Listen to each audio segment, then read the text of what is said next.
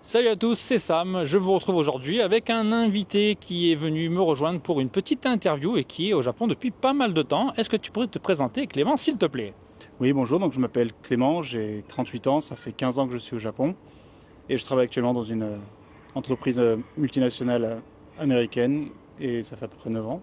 Ok, très bien. Alors déjà, pourquoi tu es venu au Japon la première fois et qu'est-ce qui t'a convaincu, poussé à rester ici? Ah, bonne question.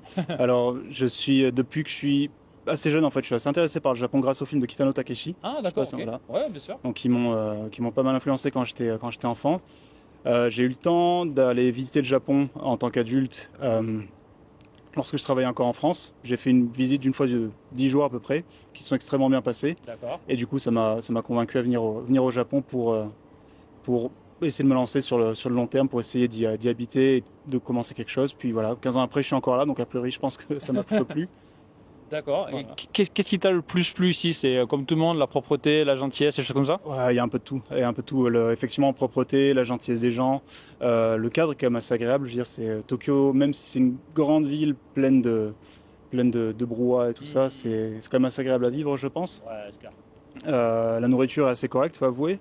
Enfin, tout ça mis bout à bout, plus le changement, le fait que tout est un petit peu différent ici. Un exemple tout bête, la première fois que j'ai pris une bouteille de thé dans le distributeur, que j'ai vu la bouteille carrée vue de dessus, ça m'a dépaysé, je trouvais ça intriguant. Et voilà, c'est le genre de choses qui font que tout est différent ici et qui m'a incité à venir habiter plus longtemps ici. D'accord, donc tous les petits détails, les Voilà, petits côtés effectivement. sympas, ça simplifie la vie, c'est Mm, différent. tout à fait, ouais. D'accord. Et tu disais Tokyo, mais tu es plutôt plus vers la mer, un peu plus vers le sud? Tout à fait, oui. Donc j'habite dans le sud de Kanagawa en fait. Donc la préfecture au sud de Tokyo, c'est Kanagawa. Et donc j'habite effectivement dans le sud de Kanagawa, plus précisément à Shonan. Donc c'est toute la région qui va longer la côte. Donc je suis près de la mer effectivement. Et est-ce que tu vas souvent à la mer? Est-ce que tu vas à la plage, par exemple, en été ou pas du tout? Moi, je dis, par exemple, à Yokohama, c'est pas loin. Mais, je vais souvent à Kamakura Mm. et à Inoshima, mais je suis jamais allé à la plage. Est-ce que tu y vas, toi? Non, j'aime pas la mer, ça pue. C'est en plus la mer près de la côte, là où il y a beaucoup de monde. C'est quand même assez sale, faut dire ce qui est. D'accord. Effectivement, quand tu regardes dans l'eau, il y a quand même pas mal de déchets, donc c'est pas très très propre à ce niveau-là. Il faut vraiment s'éloigner un petit peu, partir plus vers l'est, vers l'ouest, pardon, pour pouvoir avoir des belles plages. Mais la mer, non, j'y vais quasiment jamais. J'y vais des fois, effectivement, pour aller me promener en bord de mer, mais vraiment aller me baigner, ça, non, jamais. La dernière D'accord. fois que j'ai fait, c'était il y a peut-être 7-8 ans et plus jamais, quoi. D'accord, parce que l'autre fois j'ai fait une visite à Enoshima et mes clients m'ont demandé ouais, tu vas souvent à la plage? Je fais Enoshima, franchement non. Mais déjà l'été il fait trop chaud, Ouais, trop humide, je ouais, sais pas ce que ouais, tu en penses, mais ouais. puis en plus quand tu as des enfants, c'est vraiment dangereux presque, Ouais, tellement il fait chaud. ouais. Et puis les endroits jolis, c'est quoi? C'est vers Hayama, Zushi ou des trucs comme Ouais, ça? effectivement, oui. Hayama, Zushi, c'est très joli. Kamakura, que tu mentionnais précédemment aussi. Très jolie région avec des jolis temples et tout ça. Donc, effectivement, je recommande si vous venez au Japon. Tu es arrivé comment? Avec quel visa? Et après tu es resté comment? Et avec quel visa? Donc, je suis arrivé en 2009, fin mars 2009, avec un visa étudiant. Donc, j'ai trouvé, lorsque j'ai visité le Japon la première fois, donc c'était avant ça, c'était fin 2008, je travaillais encore en France à ce moment-là. Et j'ai trouvé sur place pendant ma visite une école de japonais qui sponsorisait pour obtenir un visa étudiant. Parce que pour avoir un visa étudiant, il faut d'abord qu'une école vous sponsorise. Donc effectivement, l'école en question offre un sponsor. Du coup, je suis resté en contact avec eux. J'ai fait les dossiers et je suis arrivé donc au Japon avec mon visa étudiant en poche, l'argent économisé économisé de France. Et donc voilà, c'est comme ça que je suis arrivé au Japon avec mon visa étudiant. D'accord, c'était un visa étudiant de 1 an, 2 ans au début? C'était un an, effectivement. Je n'avais pas suffisamment d'argent pour rester 2 ans dans une école parce que ça coûte quand même, ça coûte bonbon quand même. Ouais. Du coup, non, je suis resté que 1 an en tant qu'étudiant. D'accord. Voilà. Et après tu as enchaîné avec quel visa? Voilà. Donc ensuite, ce qui s'est passé, c'est effectivement déjà pendant mon visa étudiant, j'ai trouvé des part-time. Ah ok. Donc après mon visa étudiant, donc j'ai enchaîné avec un visa working holiday. Donc je suis rentré en France pour appliquer pour mon visa working holiday. D'accord. Voilà. Puis ensuite, je me suis marié, visa d'époux. Puis maintenant, depuis quelques mois, depuis un an à peu près, visa permanent.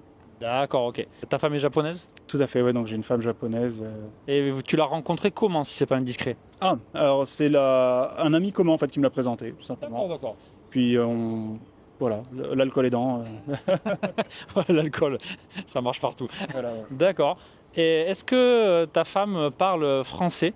Et est-ce que vous parlez quelle langue à la maison, entre vous et avec votre fille? Donc à la maison, ma femme ne parle pas français, bah, elle parle un tout petit peu, mais des expressions un petit peu toutes faites, qui veut du thé ou de ce genre de choses, voilà.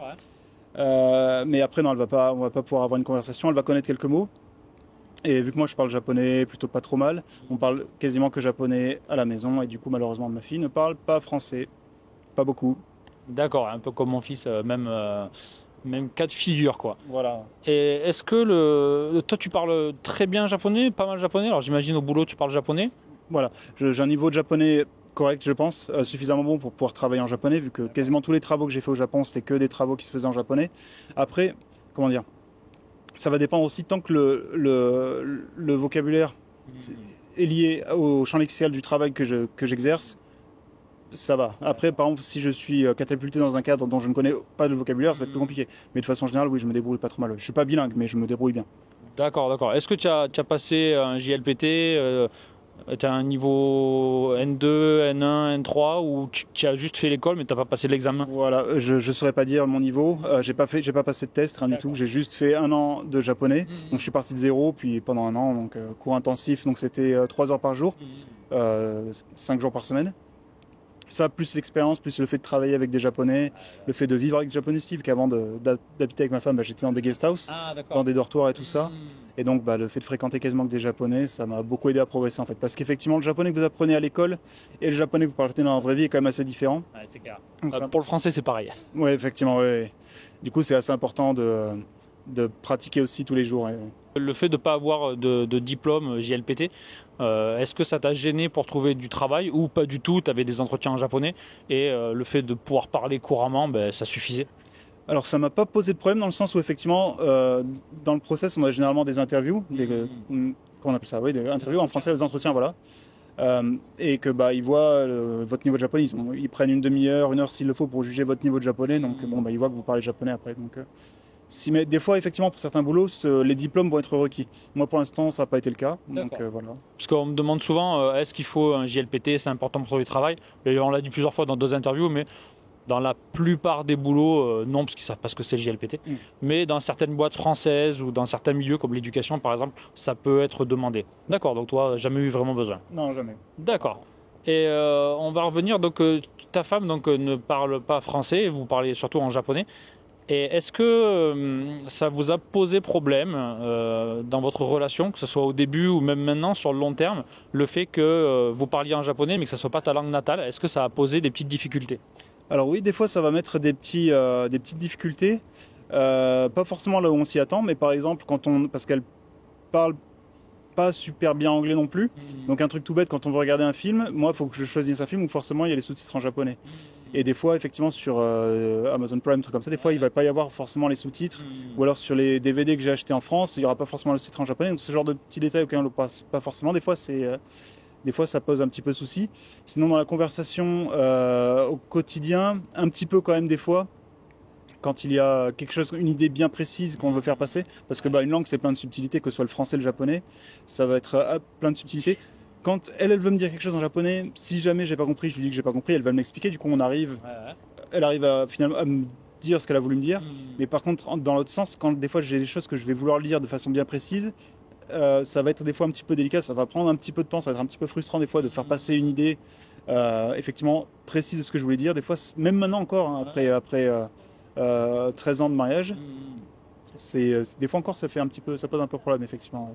D'accord. Est-ce qu'il y a de temps en temps, parce que moi ça m'arrive, je veux dire un truc en japonais, je pense que c'est correct, ou souvent je traduis un peu littéralement d'une expression française, et en fait ça n'a pas le même sens en japonais, et du coup c'est mal pris, ça peut ça peut provoquer soit des malentendus, soit des petites disputes. Est-ce que ça t'est déjà arrivé? Alors pas dans le cadre privé, parce que bah, elle sait généralement que je vais dire quelque chose, je vais jamais dire quelque chose de vraiment blessant ou de quelque chose vraiment qui va la heurter. Donc généralement quand je dis quelque chose qui peut sonner un peu bizarre, elle va comprendre que je me suis trompé. Du coup, voilà, elle va me demander de réexpliquer en fait. Ouais. Donc ça n'a pas trop créé de problème pas à ce niveau-là. Non. D'accord, ok, c'est intéressant parce que moi de temps en temps je dis des trucs et je me trompe un peu, mais comme elle part du principe que je parle bien japonais, elle pense que c'était volontaire. D'accord. Ouais. Donc c'est très important ce que tu as dit, il faut que l'autre, la personne qui parle, enfin, le natif, que vous parliez en français, que vous parliez en japonais, vérifie l'intention de l'autre. S'il y a un truc qui sonne un peu bizarre, un peu trop direct, ou voilà, par exemple, de temps en temps, moi je vais répéter ce que j'ai entendu dans un animé ou un drama. Je vais utiliser Meleke par exemple, l'impératif, un peu pour plaisanter. Mais du coup, c'est vachement violent, c'est vachement agressif, et du coup, ça peut être mal pris. D'accord, ok. Ok, et est-ce que tu as eu des soucis ou est-ce que ça s'est très bien passé au contraire avec ta belle famille au début de la première présentation euh, en tant que petite amie et après l'annonce du mariage, tout ça, comment ça s'est passé et explique-nous. Alors la première rencontre, ça a été un tout petit peu tendu avec la belle-mère et c'est resté comme ça pendant quelques mois en fait. C'est pas que c'était tendu, c'est qu'elle était un peu froide quand même. D'accord. La première fois qu'on s'est vu, donc c'était à l'Izakaya. Donc on s'était invité à Yokohama ici. D'accord. Donc c'est là qu'on s'est rencontrés, que j'ai rencontré la belle famille. Ouais. Donc avec la belle-mère, c'était effectivement assez froid quand même. Il a fallu pas mal de temps que j'aille régulièrement chez eux, que j'avais proposé de enlever la rouille sur la chaîne du vélo, de faire la vaisselle après le repas. Voilà, après ce genre de service, effectivement, elle s'est rendue compte que j'étais pas un mauvais bougre, pas un si mauvais bougre que ça. Et c'est quoi qu'il a, je te coupe pardon, mais qu'est-ce que c'est qui l'a gêné à ton avis? C'est ta nationalité, c'est le fait que tu n'es pas une situation forcément très très stable, c'est la langue. C'est tout ça, je pense. D'accord. Parce que je suis arrivé, quand j'ai rencontré ma femme, j'étais encore étudiant. Ah ouais. Voilà, donc elle avait des sous, moi j'en avais pas. Ouais. Je parlais un japonais, je parlais quasiment pas japonais. Plus le fait d'être étranger, je pense que tout ça mis bout à bout fait que j'étais pas forcément le meilleur parti Bien sûr, bien au sûr. premier abord aux yeux de ma belle-mère en tout cas. Ouais. Maintenant, après les années, je veux dire, il n'y a aucun problème. On s'apprécie beaucoup mutuellement, il n'y a vraiment aucun souci. D'accord. Et par contre, avec mon beau-père, vu que, comme je l'ai mentionné précédemment, on était à l'Izakaya ce jour-là, j'étais assis à face de mon beau-père. Voilà, l'alcool aidant. On s'est très bien entendu dès le début, puis respect mutuel, machin, aucun problème avec le beau-père. D'accord, ok. Ouais. Ah, c'est intéressant. Ouais, ouais, est-ce il y a encore, même aujourd'hui, pas mal de mères japonaises qui, à juste titre, hein, veulent que leur fille rentre dans un cadre un peu classique de se marier avec un homme japonais qui a une bonne situation et la sécurité. Ante, c'est la sécurité, la stabilité, voilà, la stabilité, c'est quelque chose de très très important. Et forcément, quand on est étranger, on n'a pas forcément une situation stable, on n'a pas forcément un CDI dans une grosse compagnie japonaise. Exactement. Et donc, elles s'inquiètent, je pense qu'elles s'inquiètent plus pour leur fille et leur avenir qu'elles n'ont pas forcément d'a priori contre le français ou l'étranger. Tu penses la même chose? Tout à fait, oui, oui. C'est vraiment par souci de protection maternelle, elle se fait du souci pour sa fille, donc fatalement elle veut choisir le meilleur parti. Et donc voilà, le gaijin que je suis, qui n'a pas un rond, c'est pas forcément le meilleur choix. Donc, Ouais, puis il y a encore des mères qui sont. Donc elles veulent la stabilité aussi, mais voilà, elles aiment bien aussi l'image par rapport aux autres. Quelqu'un qui sort d'une bonne université japonaise, quelqu'un qui est dans une grande société japonaise. Donc ça arrive. Voilà, moi, ça m'est pas du tout arrivé. Hein. Ma belle famille était très open et ils n'avaient aucune exigence de ce côté-là. Mais j'ai déjà entendu des témoignages où ça peut être bloquant, où ça peut prendre un peu du temps à, à améliorer la situation. D'accord, ok. Et tu es un grand gaillard. Tu mesures combien? 1m92. Est-ce que ça te gêne dans ton quotidien au Japon pour t'habiller, pour te déplacer, pour faire des choses? Ah oui, bah jusqu'à il n'y a pas si longtemps que ça, on habitait dans un appartement où les portes étaient à peu près, je pense, à 1m85. Donc en moyenne, une fois par jour, de préférence le matin en se levant, bam, la tête qui vient taper. Ouais. C'est que du bonheur. Sinon le train, la porte du train très régulièrement.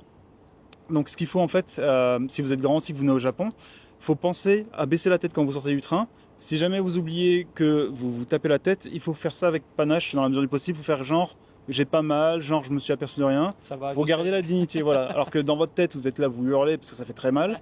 Mais faut rester digne en fait. C'est mon petit conseil. D'accord.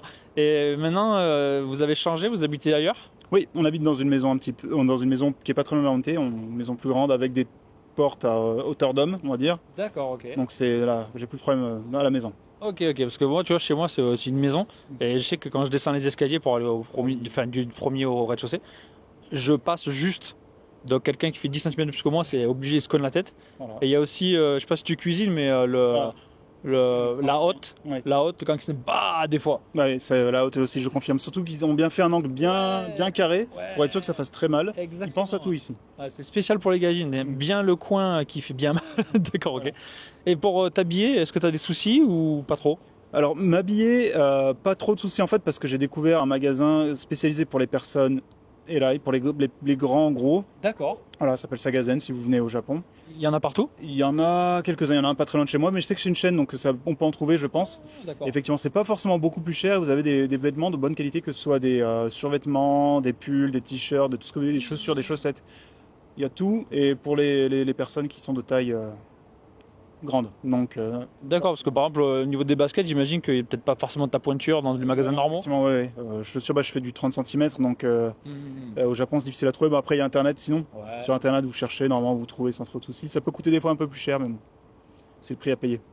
D'accord, ok. Oui, on va revenir un petit peu sur. Maintenant, ça fait 15 ans donc, que tu es là. Qu'est-ce qui te plaît toujours au Japon? Est-ce qu'il y a des petits trucs au quotidien que tu te dis, ah, vraiment, je suis vraiment bien ici? Et au contraire, est-ce qu'il y a des trucs qui te déplaisent, que ce soit dans ton boulot ou dans la vie de tous les jours? Oui, alors les choses qui me plaisent, oui, encore, il y a encore bien plein de choses qui me plaisent ici. Euh, Ça va être, comment dire, le cadre encore, ça va pas changer, c'est encore quelque chose qui me plaît. La façon de, comment dire, de faire la fête un petit peu au Japon, moi j'adore faire la fête, Ah, d'accord. comme beaucoup de personnes. Ouais. Pas forcément boîte de nuit, truc comme ça, mais plus le bar entre amis et tout ça.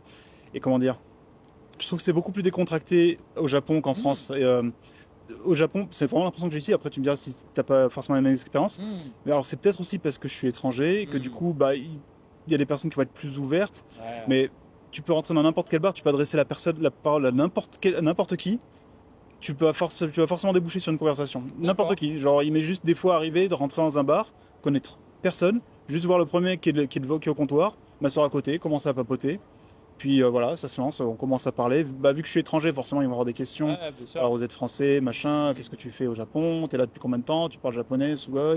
D'accord. Enfin, et c'est, tu vois, c'est un échange qui c'est toujours très intéressant. Ok. Et le fait aussi que comment dire, ce soit décomplexé en fait, que les gens, c'est décomplexé et sûr en fait, comment dire, je sais pas vraiment comment expliquer ça, mais tout ce qui va avoir le monde de la nuit en fait, une partie du monde de la nuit va être un petit peu, j'ai l'impression, dans une sorte de cocon en fait, où tu sais que tu es dans une autre safe, tu peux sortir du bar complètement éméché, tu sais que tu n'auras pas de problème, puis tu auras des gens bien intentionnés autour de toi, donc voilà. Puis je trouve que c'est quelque chose, c'est un côté intéressant, qui est sympa. J'aime beaucoup sortir au Japon, effectivement, c'est une des raisons. Les choses qui vont moins me plaire, surtout dans le cadre du travail, effectivement, ça va être un petit peu le rapport avec la conformité, dans le sens où les Japonais n'aiment pas trop, dans l'ensemble, pas tous, mais ils n'aiment pas trop en fait renverser les choses qui sont déjà établies en fait. Donc il y a quelque chose qui est là en place depuis longtemps, depuis trop longtemps. Tu te dis non, on pourrait peut-être le changer, on pourrait faire ça différemment. Là, mon pote, t'as touché à quelque chose de sacré, donc faut oublier quoi. Non, les choses sont comme ça parce qu'elles sont comme ça. Dis-le vite. Ouais, Voilà. faut s'y faire, comme tu dis, live with it, c'est comme ça, accepte-le, ça sert à rien de lutter. Faut s'y faire ou alors faut insister. Des fois, ça peut marcher. Ouais, ça peut marcher, Des fois, ça peut marcher. Tu peux, par exemple, le travail que je fais actuellement, normalement, on est censé rebasculer parce que là, je suis en télétravail actuellement, et normalement, on est censé passer en hybrid, donc passer normalement 30% du temps au bureau, et tous les employés, donc bien sagement, sont rentrés 30% du temps au bureau. Moi, j'ai juste dit non, en fait, tout simplement. Sans façon. J'ai négocié avec mon boss, j'ai été très insistant, machin, puis bon, bah, il me pose même plus la question. Ils m'ont dit non, mais c'est bon pour toi. D'accord, du coup, tu continues en télétravail. Du coup, je suis en télétravail 100% à la maison. D'accord, bah, c'est une boîte un peu internationale quand même. Ouais, c'est une boîte internationale, ouais. Mais les gens avec qui je travaille, c'est que des Japonais. Ah, d'accord, ok. Et tu parlais tout à l'heure, rencontrer des gens dans les bars, discuter, c'est assez simple. Et est-ce que tu as des amis japonais? Et est-ce que ce sont pour toi de vrais amis? Et quelle différence avec l'amitié que tu peux avoir avec des Français? Ouais, alors j'ai effectivement des amis japonais. La plupart sont des gens que j'ai rencontrés soit au travail, soit dans mes différents clubs de sport. Et alors, est-ce que c'est des vrais amis? Oui, c'est des vrais amis, mais effectivement, ça reste un petit peu différent des vrais amis qui vont en français, parce que déjà, il va y avoir quand même à minima une certaine barrière de la langue, des aspects de la culture qu'on a en France et qu'ils ne vont pas avoir chez eux. Par exemple, je ne vais pas faire une blague en rapport au club Dorothée avec un pote japonais, voilà, ils vont pas comprendre. Mais effectivement, après, c'est des vrais amis. De temps en temps, ils viennent à la maison, ils viennent jouer à la console à la maison, on boit des coups. Oui, bien sûr. Ouais. Mais effectivement, il y a toujours un petit peu, comment dire, il y a une certaine forme de respect aussi. On va pas avoir exactement le même rapport. Il va y avoir toujours une petite distance quand même. Donc ça va pas être aussi fraternel, on va dire, qu'avec un ami français, par exemple. D'accord. Puis c'est un truc qu'on entend souvent, hein, c'est difficile de se faire des amis au Japon, l'amitié au Japon c'est pas pareil qu'en France. Ouais. Alors je pense que c'est vrai, moi j'ai pas d'amis japonais, hein, jamais essayé d'en avoir non plus, mais aussi même en France, un ami que tu t'es fait en étant adulte, tu n'auras pas forcément la même relation, et tu pourras pas forcément tout lui dire pareil qu'un ami que tu as depuis le collège, depuis le primaire. Donc fatalement, tu arrives ici, tu as déjà 30 ans, Mm. tu vas rencontrer quelqu'un qui a 30 ans, ça va être difficile, je pense, d'avoir une relation vraiment où tu peux l'appeler quand ça va pas, qui peut t'aider. Mais je pense que c'est un peu différent. Qu'est-ce que tu en penses? Je suis pas complètement d'accord parce que alors quand je suis arrivé au Japon, j'ai un peu mis de côté les relations avec la communauté française. D'accord, Et là, depuis, en fait, ça doit faire peut-être à peu près 5-6 ans que le hasard fait que j'ai rencontré quelques Français. d'accord. Et certains sont vraiment devenus des vrais amis avec qui je sais d'accord. que je peux me confier, que s'il y a un problème, machin, on peut vraiment compter d'un seul. Donc je pense pas que là je sois vraiment un facteur D'accord, ok. que ça a vraiment un effet là-dessus, je pense. D'accord, ok. Bah, c'est intéressant parce qu'on a tous un avis différent, hein. Mm. Et puis, du coup, mais voilà, il y a une petite différence avec les Japonais. Puis, l'amitié entre Japonais, alors moi, j'ai beaucoup de femmes autour de moi, forcément de mon travail. J'ai quelques hommes aussi. Mais j'ai l'impression qu'il y a très très peu de fortes amitiés, comme en France, un peu fusionnelles, où tu racontes tout, dès que quelque chose t'appelle. En tout cas, tous les Japonais, toutes les Japonaises adultes que je connais, ils me disent ouais, c'est mon ami, mais il s'appelle une fois par mois. Qu'est-ce que tu en penses de ton côté? C'est pareil, par exemple, est-ce que ta femme a des amis qu'elle appelle 3 fois par semaine, qu'elle voit souvent, elle raconte tout? Non, elle va avoir effectivement des amis qu'elle connaît depuis l'adolescence, depuis l'enfance, mais elles vont s'appeler une fois tous les 6 mois au Ouais, grand voilà. maximum. De temps en temps, elles vont venir à la maison, Mm. mais une fois tous les 2 ans, c'est vraiment pas souvent, quoi. Ouais, d'accord. C'est voilà, l'amitié quand on est adulte au Japon, j'ai l'impression que c'est il y a quand même une très grande distance et du moment qu'en plus qu'on est marié, Ouais. c'est peut-être sa femme de temps en temps voit ses amis, j'imagine seul. Ouais, tout à fait. Et puis voilà. Bien. Est-ce qu'il y a quelque chose que tu aurais envie de rajouter? Est-ce que tu aurais un conseil, par exemple, pour ceux qui regardent la vidéo et qui aimeraient venir vivre au Japon? Ah oui, oui, effectivement, bah, conseil autant que possible si vous, bon, on vous l'a dit 50 fois déjà, je pense, mais essayez d'apprendre un petit peu le japonais avant de venir, je pense que c'est vraiment la base. Euh, Au moins penchez-vous sur les hiragana, katakana, ça va vraiment vous servir. Après, je pense qu'il faut accepter, si vous venez au Japon dans le but de travailler, je pense qu'il faut accepter au début un petit peu de faire quelque chose, un métier que vous aimez pas forcément, pas aussi bien rémunéré que ce que vous espériez. Parce que les choses vont venir en leur temps. Si vous arrivez ici, que vous avez des diplômes, encore mieux. Et si vous arrivez un petit peu à montrer ce dont vous êtes capable, que vous arrivez à avoir de l'expérience, les choses vont s'améliorer dans tous les cas. Donc, si vous venez, surtout si vous êtes jeune, il faut accepter, je pense, au début de faire des travaux qui ne sont pas forcément beaucoup rémunérés. Je sais de quoi je parle. Ouais, effectivement. Donc, un des travaux que j'ai fait était en particulier quand j'ai travaillé dans les guest house, c'était au début quand j'ai commencé, était vraiment pas bien rémunéré. Donc je travaillais 6 jours par semaine. Je commençais soit à 9h, soit 9h30 en fonction de l'emploi du temps. Je finissais 18h30, 19h, 20h, 21h. Il n'y avait pas vraiment d'heure de fin, c'était tu finis quand tu as fini. Et j'étais payé 150 000 yens par mois. Donc ça faisait vraiment, travailler 6 jours par semaine, ça faisait vraiment pas beaucoup. C'était de la bonne exploitation. Ouais, c'est clair. Mais bon, j'ai insisté un petit peu, j'ai eu des augmentations, machin. Puis quand je me suis senti que j'avais assez de légitimité au Japon, que mon niveau en japonais c'était suffisamment amélioré, ouais, j'ai changé de boîte et maintenant je fais un travail qui est bien mieux rémunéré et avec des horaires nettement moindres. Et juste un truc que je t'ai pas demandé, est-ce que tu as l'intention de rester ici toute ta vie? Est-ce que tu te vois retourner en France? Est-ce que ta femme a envie d'aller vivre en France? Alors, est-ce que je me vois rester au Japon toute ma vie? Je l'envisage. C'est pas forcément ce que je souhaiterais. Ça me dérangerait pas l'idée de partir, d'aller voir ailleurs ne me dérange pas forcément. Peut-être pas demain, mais sur le long terme, pourquoi pas. Retourner en France, vu d'ici, non, je dirais. D'accord, ok. C'est pas trop en projet. D'accord. Ma femme et ma fille, je pense pas qu'elles seraient vraiment motivées par l'idée d'aller en France, D'accord. parce que déjà elles parlent pas très bien français, Ah, et que quand on rentre en France, c'est un petit peu, comment dire, quand tu viens du Japon, très propre, très organisé, machin, que tu arrives en France, le choc est de plus en plus en fait. ouais. J'ai l'impression que la situation s'améliore pas forcément, donc non, je ne vois pas vraiment rentrer en France, en tout cas ailleurs, oui, pourquoi pas, mais pas. Ailleurs, par exemple? N'importe où. Pourquoi pas un autre pays d'Asie? J'habitais un petit peu en Afrique. D'accord. Pourquoi pas l'Afrique? Bon, c'est encore plus extrême que la Ouais. France d'un côté. Mais pourquoi pas certains pays d'Afrique? J'ai déjà été en Éthiopie, par exemple. C'est un pays très très beau pays. D'accord. Est-ce que ma femme et ma fille me suivraient? Là, c'est autre chose. C'est très Ouais. peu probable. Mais moi, égoïstement, ouais, ça me dérangerait pas. Ok, ben, merci beaucoup. Je crois qu'on a fait le tour. Et ben, si vous avez des questions, des commentaires, n'hésitez pas à les laisser sous la vidéo. Et puis si Clément a un peu de temps, il jettera un coup d'œil. Ou sinon, ben, moi j'essaierai d'y répondre. Merci Clément. Merci à toi. Ben, on va aller prendre un petit coup tous les deux pour discuter encore un petit peu. Et puis merci à tous d'avoir regardé la vidéo et à bientôt pour plus de vidéos sur le Japon. Salut!